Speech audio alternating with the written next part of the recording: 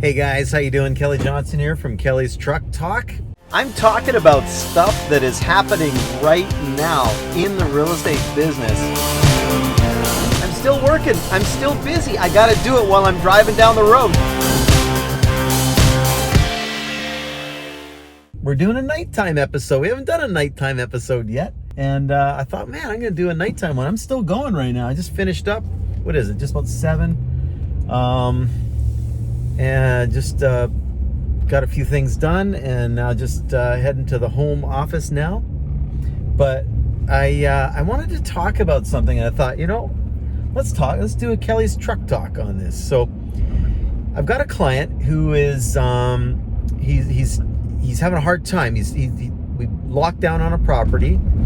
It's basically the best deal out there for what we're looking for, and he needs to know that he can do something with this property. So our goal on this property is that he subdivide and like turn it into a higher and best use, right?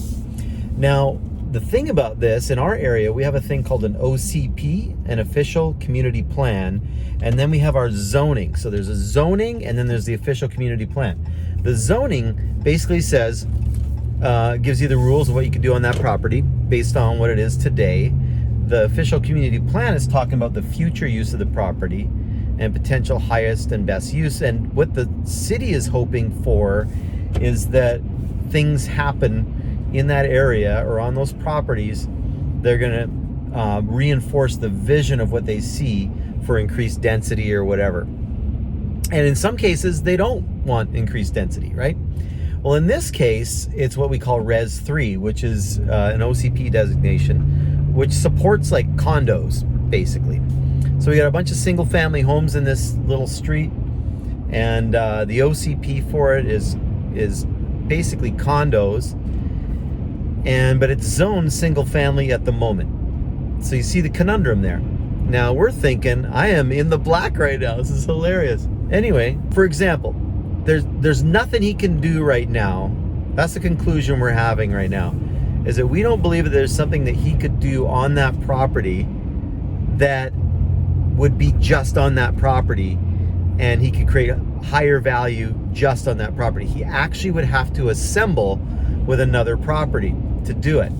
So I'm like, well, if you are okay with that, like just seeing what happens over the next 5 to 10 years or 2 to 5 years or whatever happens, if you're okay with that and you're cool with just kind of waiting for something to happen, whether the neighboring property comes up for sale and you're able to get it at the right price and it's feasible to do a bigger or larger development down the road, or you assemble the properties, get control of them, and then another person can come along and pay for those and develop it, take it to the finish line. Or you talk to all the neighbors and you go, hey guys, if we were to assemble all these properties and promote it to a developer for higher and best use, let's decide on dollar per square foot or whatever, and let's, what do you think? If someone came along, would you all sell?